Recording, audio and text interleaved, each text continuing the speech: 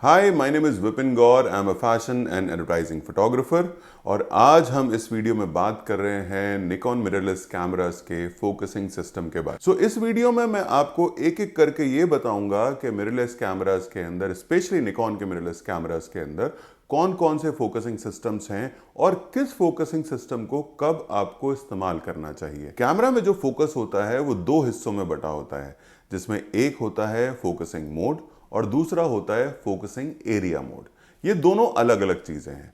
तो सबसे पहले हम बात करते हैं फोकसिंग मोड के बारे में।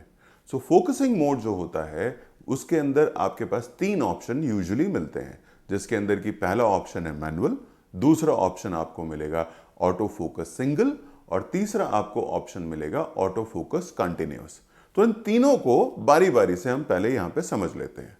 तो जो मैनुअल फोकसिंग सिस्टम है वो सबको पता है कि आपको खुद डिसाइड करना है कि आपको फोकस कहां रखना है, कैसे रखना है, और लेंस पे जो रिंग होता है यूजुअली आप उसको घुमाकर अपने फोकस को कैप्चर करते हैं।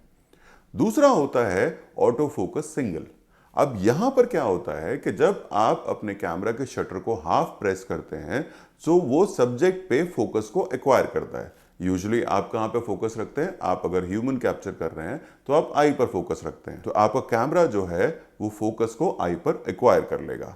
अगर आपका सब्जेक्ट नहीं हिलता है या आप नहीं हिलते हैं तो आपको जो पिक्चर मिलेगी वो बिल्कुल इंटैक्ट मिलेगी। लेकिन अगर उस टाइम पर जबकि आपके कैमरा ने फोकस को कैप्चर किया है या फोकस को एक्वायर किया है, उस वक्त अगर आपका सब्जेक्ट मूव कर गया, आगे पीछे हो गया, या आपका कैमरा आगे पीछे हो गया, तो वहीं पर ही आपका कैमरा फोकस को लूज कर देगा। वहीं ऑटो फोकस कंटिन्यूअस का काम है फोकस को कंटिन्यूअसली ट्रैक करते रहना। यानी कि जब आपने शटर को प्रेस किया, हाफ प्रेस किया, जब आपके कैमरा ने फोकस को एक्वायर कर लिया, उसके बाद जब तक आप शटर को नहीं छोड़ेंगे तब तक आपका कैमरा कंटिन्यूअसली एंगेज रहेगा फोकसिंग में। अब आप आगे पीछे जाएं या आपकी मॉडल आगे पीछे जाए, वो फोकस को इंटैक्टली कैप्चर करके रखेगा और जैसे ही आप शटर को प्रेस करेंगे आपको इमेज जो है परफेक्टली शार्प फोकस में मिलेगी। अब इसकी यूजेबिलिटी को भी समझ लेते हैं। ऑटो फोकस सिंगल आप वहां पे यूज करें जहां पर कि आपका सब्जेक्ट स्टैटिक है और आप भी स्टैटिक हैं। This is called single auto focus. अब आपको ऑटो फोकस कंटिन्यूअस कहां पे चाहिए? जब आप किसी इवेंट में रैंप वॉक शूट कर रहे हैं जहां पे मॉडल्स चलती हुई आ रही हैं, या आप किसी स्पोर्ट्स इवेंट को कैप्चर करने के लिए गए हुए हैं जहां पर कि आपका सब्जेक्ट कंटिन्यूअसली मूव कर रहा है या आप मूव कर रहे हैं। वाइल्ड लाइफ फोटोग्राफी के अंदर भी ज्यादातर ऑटो फोकस कंटिन्यूअस सिस्टम को यूज किया जाता है, राइट? अब कुछ केसेस के अंदर हम स्टूडियो के अंदर भी AFC को यूज करते हैं, क्योंकि आजकल होने क्या लगा है कि आपको बहुत क्विकली आपको शूट करना है और क्विकली शूट करने के लिए आपकी मॉडल जो है बहुत फास्ट मूव करती है। ऐसे में अगर आप ऑटो फोकस कंटिन्यूअस को एंगेज करके रखेंगे आपका कैमरा कंटिन्यूअसली फोकस को कैप्चर करता रहेगा और आपको बेटर शार्प इमेजेस मिलेंगी।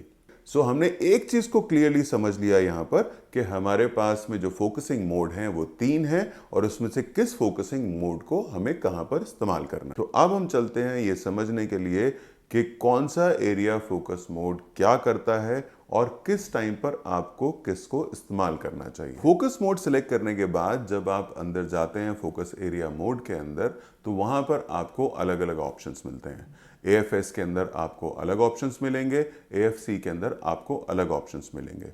ऑप्शंस लगभग सेम है, सिर्फ AFS के अंदर एक ऑप्शन एक्स्ट्रा हो जाता है जो कि है पिन पॉइंट ऑटो फोकस। वहीं AFC के अंदर पिन पॉइंट ऑटो फोकस हट जाता है, उसकी जगह पर आ जाता है डायनामिक ऑटो फोकस। हम शुरुआत करते हैं पिन पॉइंट ऑटो फोकस से। पिन पॉइंट ऑटो फोकस को आप इस्तेमाल करते हैं मैक्रो फोटोग्राफी में, क्योंकि इसका जो फोकसिंग एरिया है बहुत टाइनी होता है। तो जब भी आप ज्वेलरी शूट कर रहे हैं या कोई भी आप माइन्यूट डिटेल आप कैप्चर करना चाहते हैं, तो वहां पर आप पिन पॉइंट ऑटो फोकस को सिलेक्ट कर सकते हैं। दूसरा ऑप्शन आपको मिलता है single point auto focus. Single point auto focus सबसे ज़्यादा कॉमन ऑटो फोकसिंग सिस्टम है जो कि आपने DSLR के टाइम पर भी यूज़ किया होगा। इसमें आपको एक सिंपल पॉइंट मिलता है, उस पॉइंट को आप कहीं पर भी रख सकते हैं। ये आई को कैप्चर कर सकता है, फेस को कैप्चर कर सकता है, जहां पर आप चाहेंगे ये उस एरिया को फोकस के अंदर ले लेगा। अगला ऑप्शन जो है वो ऑप्शन हमारे पास में आता है वाइड एरिया स्मॉल। अब वाइड एरिया स्मॉल क्या है? आप ये मान के चलें कि अगर सिंगल ऑटो फोकस सिस्टम आपको सही से प्रिसाइज फोकसिंग नहीं दे रहा है तो आप उस फोकस पॉइंट का साइज को, उसके एरिया को थोड़ा बड़ा कर सकते हैं। यानी कि आप फेस के साइज का उसको लेकर के जा सकते हैं ताकि आपको फोकस जो है वो प्रॉपरली मिले। इससे अगला पॉइंट है वाइड एरिया फोकस लार्ज।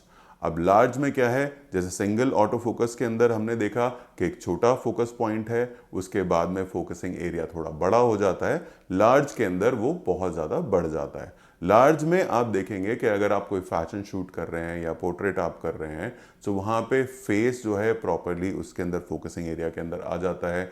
या अगर हम कहें कि आपके पास में दो मॉडल्स हैं, दो सब्जेक्ट हैं, उन दोनों को भी आप फोकस एरिया के अंदर आप ले सकते हैं ताकि आपका फोकस जो है बेटर रहे और इंटैक्ट रहे। अगला हमारा फोकसिंग एरिया मोड है wide area auto focus large with people. So with people यहां पर इसका मतलब यह है कि जब भी आपके कैमरा में एक स्पेसिफिक एरिया में, जो एरिया आप डिफाइन करेंगे, उसके अंदर जहां पर भी ह्यूमन फेस कैमरा को दिखाई देगा, ये ऑटोमेटिकली उसके ऊपर फोकस करेगा। अब वाइड एरिया के साथ में फेस का होना क्या आपको बेनिफिट देता है? अब होता यह है कि अगर आप कहीं ऐसी सिचुएशन में हैं जहां पर कि 2, 3 या 4 लोग हैं और आप चाहते हैं कि सिर्फ एक पर्टिकुलर एरिया के अंदर ही जो फेसेस हैं उसके ऊपर आपका कैमरा फोकस करे, तो वहां पर ये बहुत ही ज्यादा हेल्पफुल रहेगा आपके लिए। अब हम आगे बढ़ते हैं और बात करते हैं अगले फोकसिंग एरिया मोड की, जो कि है wide area large auto focus animals. तो जैसा कि यहां पर लिखा हुआ है एनिमल, वो बिल्कुल एग्जैक्टली वैसे ही काम करता है जैसे कि wide area auto focus large people में।